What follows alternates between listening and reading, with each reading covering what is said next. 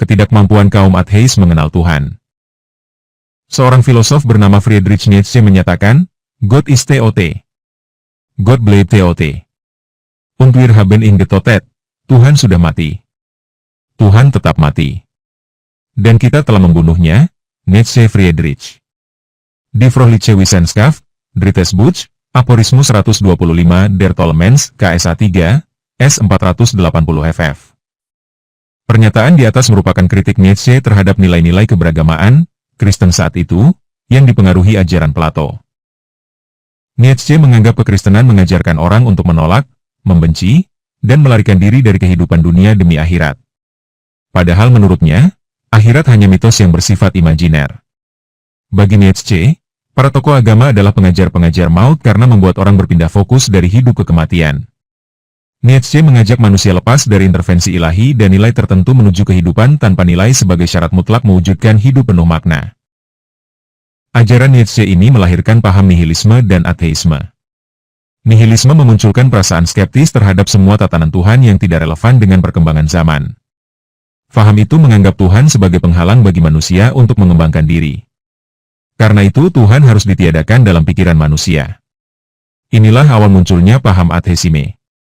Bahkan untuk memperkuat argumen Tuhan tidak ada, mereka mempertanyakan adanya kejahatan di dunia ini.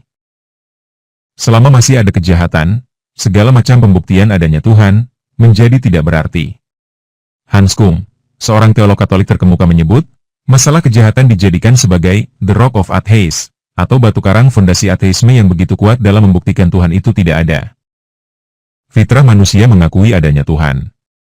Meski hakikat zat Tuhan tidak dapat dikenal secara sempurna, akan tetapi manusia melalui banyak jalan dapat memperoleh keyakinan terhadap adanya Tuhan.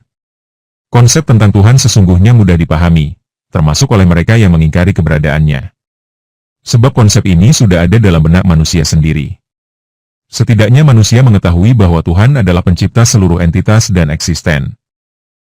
Tuhan juga Maha Kuasa untuk melakukan seluruh perbuatan, kendati mereka tidak menerima wujud Tuhan seperti ini. Biasanya mereka akan sadar adanya satu entitas di luar kemampuannya ketika mengalami musibah seperti mau tenggelam di laut atau jatuh dari tempat tinggi. Sebab dalam keadaan terjepit, secara naluriah manusia membutuhkan pertolongan dari sesuatu yang lebih besar dari dirinya.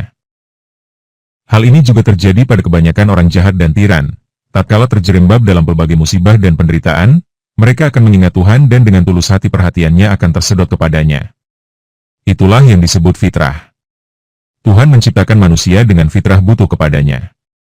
Hal ini dijelaskan dalam firman-Nya. Tetaplah atas fitrah Allah yang telah menciptakan manusia menurut fitrah itu. Ar-Rum 30. Syekh Abdurrahman Asadi jelaskan bahwa Allah menciptakan manusia dengan fitrah ini dan bahkan cinta terhadap fitrah ini.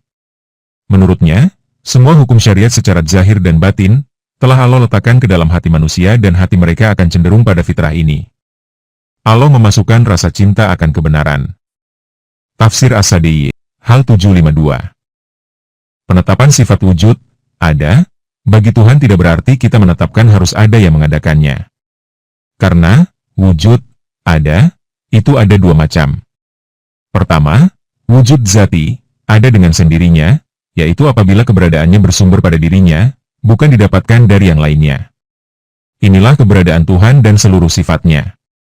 Karena keberadaannya tidak didahului oleh ketidakadaan dan tidak disudahi dengan tidak ada.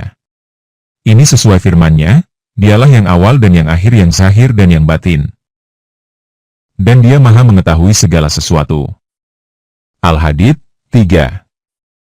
Kedua, wujud hadits, ada kemudian.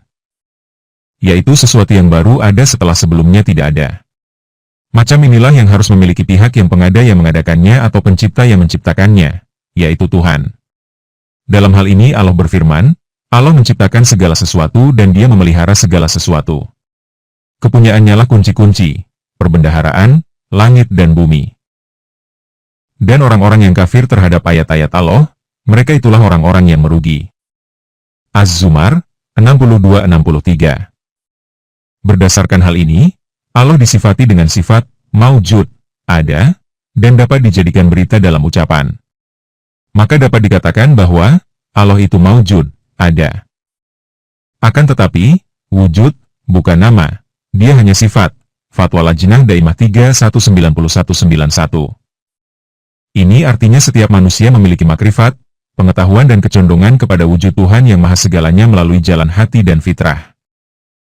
Mereka lalai adanya Tuhan lantaran pelbagai pengaruh dalam kehidupannya, bukan lantaran tidak mengetahui Tuhan.